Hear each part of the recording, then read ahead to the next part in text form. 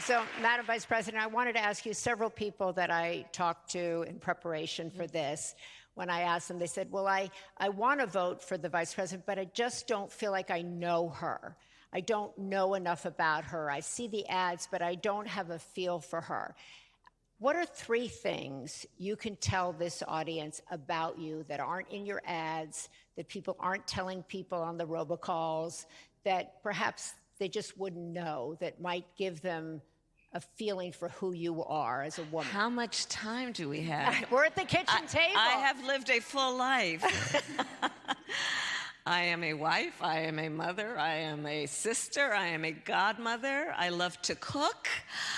I started my career as a prosecutor. In large part, there are many reasons, but one very fundamental is when I was young, one of my best friends in high school, I learned, was being molested by her stepfather. And I told her when I learned she had to come live with us. I talked to my mother about it. Of course she has to come live with us, and she did. And I decided I wanted to take on a career and a life that was about protecting the most vulnerable. I served as Attorney General of California 2 terms. I was the top law enforcement officer of the biggest state in the country. And doing that work, it included prosecuting transnational criminal organizations for the trafficking of guns, drugs, and human beings.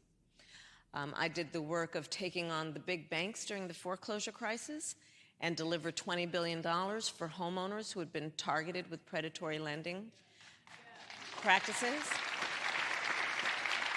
I took on the big pharmaceutical companies on behalf of consumers.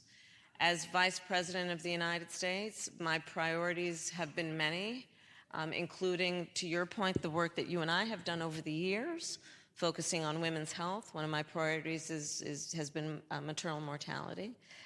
But I have only had one client in my career, the people.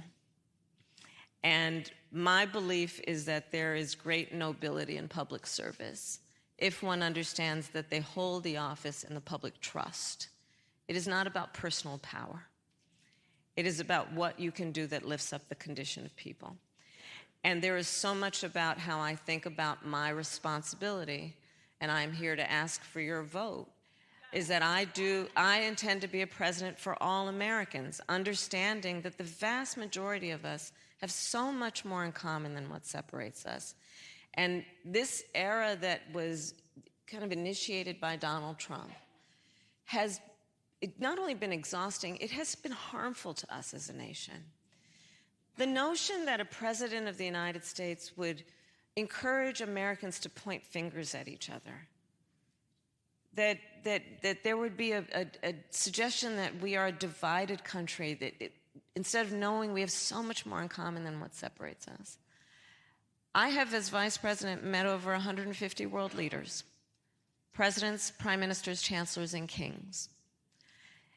My most recent overseas trips as Vice President, which were relatively close to then the election, our allies have expressed real concern.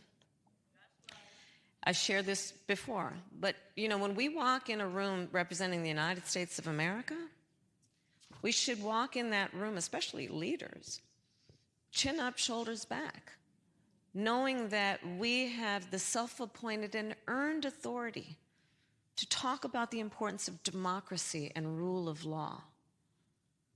But the thing about being a role model, this is all role models who are here, people watch what you do to see if it matches up to what you say. People around the world are watching this election, I promise you. And my one fear I have is I hope and I pray that we, the American people, understand not only what is at stake for us in this election, but how much we mean to the rest of the world. There is so much at stake in this election.